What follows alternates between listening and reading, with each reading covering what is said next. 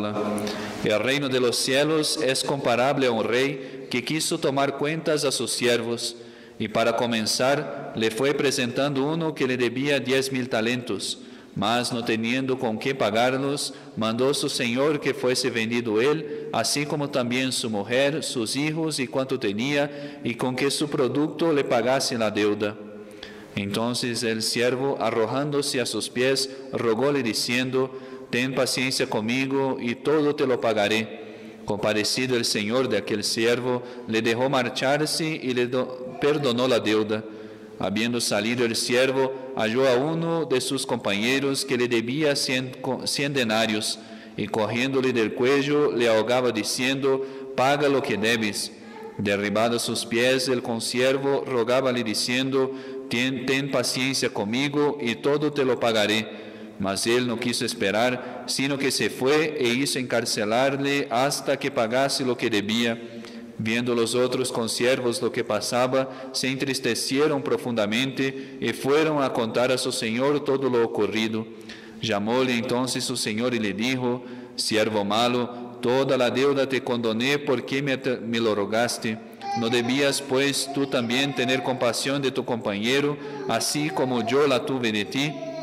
Y enojado su señor, hizo que lo entregaran a los verdugos hasta que pagase toda la deuda. Así hará también con vosotros mi Padre Celestial, si no perdonareis de corazón cada uno a vuestro hermano. Pueden tomar asiento. En nombre del Padre, del Hijo y del Espíritu Santo. Amén. Estimados fieles, estamos en guerra. No es que se haya anunciado la Tercera Guerra Mundial, sino que estamos en una constante guerra contra los poderes de las tinieblas y sus secuaces, que luchan constantemente contra esa hermosa ciudad, la ciudad de Dios, que es la iglesia, y contra, claro, sus habitantes. No es una simple metáfora para hacer un sermón, sino que es una verdad. Verdad que dice San Pablo en la epístola. Si ustedes ven el espíritu de esa epístola de San Pablo, nos diciendo para vestir armaduras, el yelmo, todo lo que vestimos, estamos en guerra. No son tiempos de paz, desde que vino nuestro Señor Jesucristo. Ahora bien, ¿qué debemos hacer nosotros? Primero, tomar conciencia de que estamos en guerra, pero ¿qué hacemos con esa guerra? ¿Cómo alistarse? ¿Cómo combatir? Primero, saber contra quién guerreamos. Después, tomar las providencias para no perecer y seguir la estrategia de nuestro comandante, que imagino que ustedes ya sabrán quién es. Imaginemos nosotros que tuviéramos un enemigo en nuestro barrio o en nuestra ciudad, cerca de nosotros. Un enemigo, una persona que quisiera quitar nuestra vida. ¿Qué haríamos nosotros?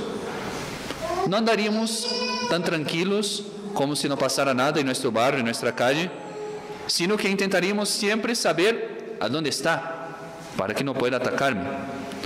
También saber qué armas tiene, cómo me puede atacar a distancia, de cerca, saber cuál es su punto débil, cuáles son sus aliados, qué personas le pueden ayudar en ese combate y por dónde nos puede atacar, cuáles son nuestros puntos débiles también. También buscaríamos seguramente ayuda. Conseguiríamos modo de defendernos, evitaríamos los lugares donde pudiéramos encontrarle. Intentaríamos de todo modo que ese enemigo no nos pudiera hacer daño. Pues bien, en nuestra guerra de cristianos, nuestra guerra espiritual, el primer enemigo es uno solo, pero está muy cerca. Somos nosotros mismos. Dios creó a nuestros primeros padres, como hablábamos en el curso de doctrina, ahora el viernes, en estado de justicia original, con los dones preternaturales, con la gracia. Pero nuestros primeros padres pecaron dejando nuestra naturaleza herida en su inteligencia, herida en su voluntad, herida en sus apetitos. Anda ahora nuestra carne, nuestra voluntad como un caballo que no está bien domado, siempre intentando luchar contra la razón y contra las cosas de Dios. Ese es nuestro primer enemigo, nosotros mismos, nuestra carne. Y debemos tratar ese enemigo interior como trataríamos el enemigo que tuviéramos en nuestro barrio, en nuestra ciudad, que nos quisiera quitar la vida. Primero, andar siempre prevenidos con nuestros desórdenes, saber que somos débiles, saber que podemos pecar, que nuestra inclinación no es hacia el bien, es hacia el mal. Entonces hay que evitar, hay que saber que somos débiles, saber que nuestra inteligencia no es infalible, no creer, no aferrarnos demasiado a nuestros propios juicios. Estamos heridos de ignorancia. Conocer nuestros puntos débiles. Los autores espirituales siempre dicen que nosotros tenemos un defecto que se llama el defecto dominante, una inclinación particular hacia algún tipo de mal. Puede ser de orgullo, orgullo está en todos, pero de una especie de orgullo particular, o de vanidad, o de impureza, alguna inclinación en nuestra alma. Conocernos. ¿Para qué? Para prevenirnos.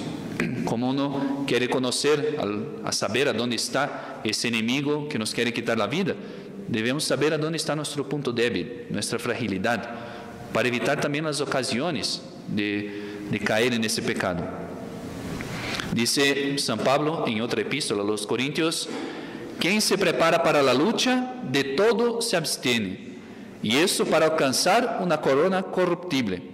Claro, está hablando San Pablo de los soldados, que hacían muchos sacrificios para sus luchas, o los que iban a concurrir en pruebas, los atletas, que hacían muchos sacrificios para una corona corruptible. Mas nosotros, para alcanzar, dice San Pablo, una incorruptible. Y yo corro no como a la aventura, así lucho no como quien azota al aire, sino que castigo mi cuerpo y lo esclavizo. No sea que, habiendo sido heraldo para los otros, resulte yo descalificado. Ese es el primer y principal medio para combatir este primer enemigo, nuestra carne, la mortificación. Si tiendo, por ejemplo, al orgullo, voy a hacer actos de humildad, no defenderme, quizá de un mal juicio. Alguien dijo alguna cosa sobre mí que no era verdadera, me propongo a callarme, sacrificio. Sí, no es necesario el bien común, salvo que esté siendo atacado mi cargo, que los otros dependen de mí, ahí sí yo tengo que defenderme. Quizá no imponer mi opinión a los demás, si tiendo al orgullo. Si me inclino a los deseos desordenados de la carne, haré quizá algún ayuno, a más de lo que manda la Santa Iglesia. Haré alguna oración de rodillas para sacrificar, para mortificar mi cuerpo. Dejaré de comer algo que me gusta, algún postre, o comeré algo que no me gusta comer. Haré sacrificios en el cuerpo. Si me apego demasiado a mi voluntad, quizá dejaré de manifestarla en alguna conversación, por más que crea tener la razón. Preguntaré a los demás su opinión, seguiré la opinión de los demás en algún asunto, alabaré lo que hizo alguna otra persona, para no ser yo alabado por mis proyectos. Y así haré yo contra ese enemigo, contra cualquier inclinación mala, siempre haciendo pequeños actos que contraríen esa inclinación, que vayan en contra de esa razón. Podemos hacer el ejercicio, hermoso ejercicio, de todos los días, al pie de la cama, hacer esa pregunta: ¿qué sacrificio, qué mortificación yo hice hoy? Y si la respuesta no sale, si no hice ninguna, ahí mismo hago una, me pongo de rodillas, hago una pequeña mortificación, para todos los días mortificarme un poquito. No hace falta empezar con algo muy grande, pero que todos los días vayamos venciendo ese enemigo por pequeños combates. Ahora bien, primer enemigo. Ahora imaginémonos que no tuviéramos uno solo enemigo en la calle, en el barrio, en la ciudad, sino que tuviéramos varios enemigos. Un grupo que se propuso a quitar nuestra vida. De hecho, no podría vigilar todos los lugares a donde están, porque son muchos. Atacarlos sería demasiado riesgoso, complicado. Y mismo que hiciéramos varios esfuerzos para no encontrarlos, probablemente en algún momento los encontraríamos. Tendríamos por delante una persona que nos quiere quitar la vida. Así es, ese nuestro segundo enemigo es el mundo, con sus malas inclinaciones, con sus desórdenes. De hecho, nos quiere quitar la vida, nos quiere arrastrar al pecado y al fin arrastrar al infierno. Dice nuestro Señor a sus discípulos en el discurso de la última cena: yo les he dado la palabra y el mundo los aborreció, porque no eran del mundo, como yo no soy del mundo. No pido, dirigiéndose a Dios Padre, no pido que los tomes del mundo, sino que los guardes del mal. Ellos, y dice a nosotros, ellos no son del mundo, como no soy yo del mundo. Los hijos del mundo están en oposición constante a los hijos de la luz, a los hijos de Dios, a los cristianos. El problema es, como esos varios enemigos que por ahí una persona podría tener en su ciudad, que estamos metidos en el mundo. No somos del mundo, pero ahí estamos. Encontramos ese enemigo en cada esquina, en cada cartel por la calle, en cada anuncio, en cada conversación mala, en las costumbres del mundo. Ahí está ese enemigo en todos los lados. No podemos evitar el contacto, el tener delante de nosotros ese enemigo. Pero sí, y eso es lo principal, podemos fortificarnos a nosotros mismos, prevenirnos para esas ocasiones de encuentro con situaciones que nos inclinan a pecar, que nos tientan a pecar. Si yo, por ejemplo, me acostumbro a hacer siempre actos de humildad con esa mortificación, dando siempre crédito de mis buenas obras a quien se debe, que es a Dios, y a los demás también. De hecho, una tentación de soberbia que me aparezca me hará poco o ningún daño si me acostumbro a la humildad. Si yo hago constantemente el ejercicio de contrariar mi voluntad propia, mi voluntad mal inclinada en pequeñas cosas, seguramente podré resistir cuando alguna tentación me incline al mal.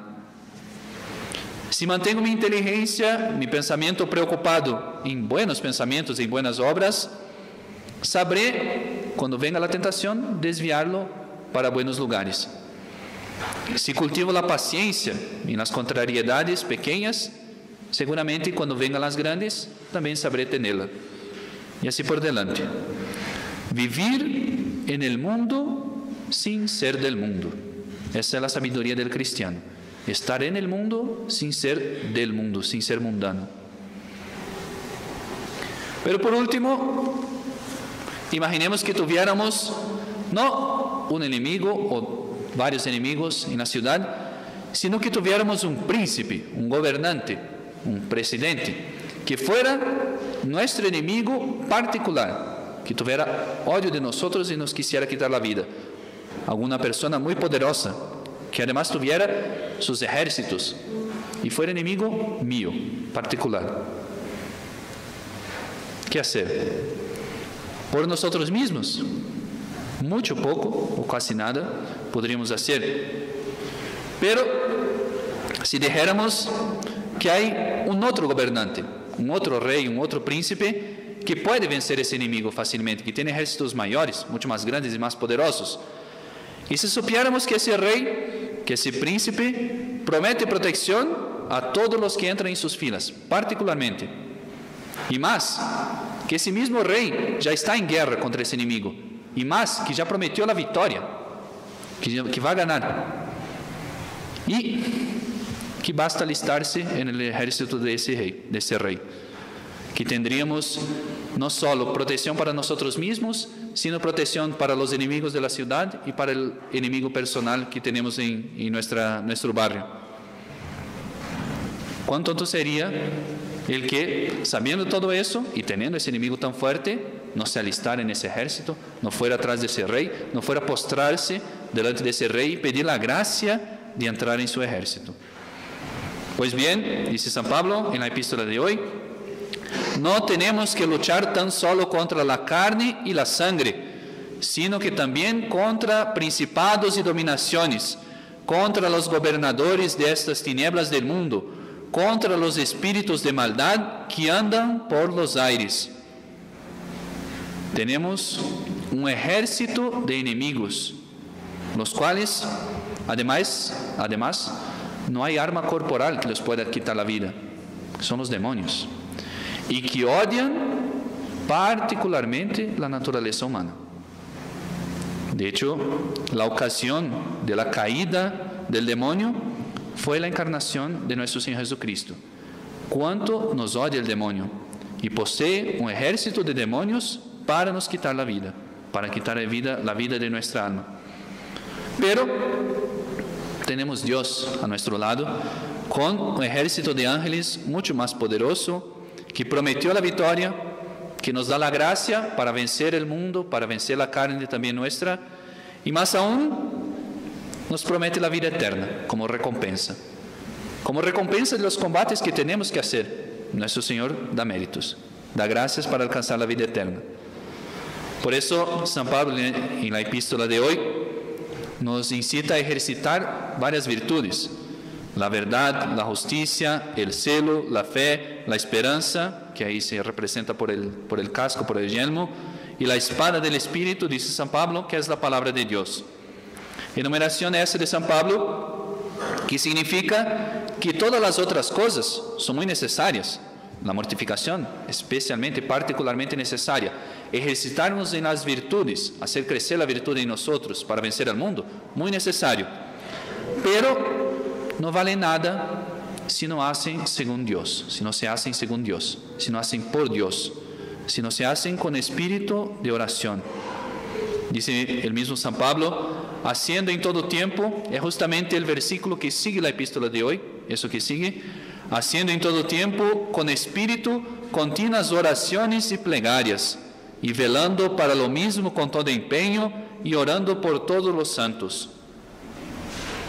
Por eso, y principal parte de nuestro combate, de nuestra guerra para vencer el demonio, debemos ejercitarnos en ese trato con Dios, en la amistad con Dios. Primero, seguramente, mantenerse en amistad, estar en estado de gracia. Quien peca mortalmente se alista al ejército enemigo. Después, ejercitarnos en un ejercicio que los santos dicen muy saludable, de la presencia de Dios. Recordar siempre que Dios ve todo y que es un Dios que me va a juzgar además. Dios todo lo ve. De hecho, algunos santos hacían el propósito de a cada hora que sonaba el reloj hacer una pequeña oración para recordar siempre la presencia de Dios. Y también hacer constante uso de las jaculatorias. Jaculatorias que son, dicen los santos, como, de hecho de ahí viene la palabra, como flechas que uno lanza contra una tentación, contra una mala inclinación, contra algo que nos quiere hacer caer. Uno lanza esa flecha y desvía la atención para otro lado, invocando siempre a nuestro Señor. Ave María Purísima, San José, ruega por mí. Venid Espíritu Santo, santos ángeles custodios, rueguen por mí. Dios mío, si una tentación contra la fe, yo creo, espero y vos amo. Siempre haciendo una pequeña oración que rechace la tentación y desvíe la atención y seguir para adelante. Estamos en guerra, queridos fieles. Nuestra naturaleza está desordenada por el pecado original y por nuestros propios pecados además. El mundo actúa contra Dios, haciendo fuerza por todos los lados para derribar su reino, que es la Iglesia. De hecho, una pequeña enumeración basta para ver cuántos enemigos tenemos: comunismo, liberalismo, protestantismo, modernismo, masonería, ateísmo, y podríamos continuar con los ismos, tantos enemigos nuestros en el mundo de hoy. Y todos esos enemigos sirven a un enemigo principal, Lucifer, al demonio. Dice San Pablo, a los gobernadores de las tinieblas de este mundo que andan por los aires. Seamos, pues, siguiendo el consejo de nuestro Señor, mansos como palomas, pero astutos, prudentes como serpientes. No nos dejemos engañar por esa falsa paz que predica el mundo, que está todo tranquilo, que hay prosperidad o que no hay prosperidad, pero que debemos luchar solo por las cosas económicas. Felicidad perfecta, paz perpetua y perfecta, solo habrá en el cielo. Tomemos pues las armas que nos da la Santa Iglesia para ese combate, para esta guerra, los sacramentos, la mortificación, especialmente la oración, y más particularmente en esos tiempos el Santo Rosario, que es nuestra principal arma en esos tiempos que vivemos. Vamos siempre vigilantes como el soldado contra todo que pone en riesgo nuestra virtud y contra los ataques del mundo y del demonio, para que cuando llegue la hora en que nuestro Señor, el justo juez, el jefe de ese ejército, Cristo Rey, nos llame para prestar cuentas, podamos recibir el galardón del buen combatiente, la medalla eterna, imperecedera en el cielo. Ave María Purísima. En nombre del Padre, del Hijo y del Espíritu Santo. Amén.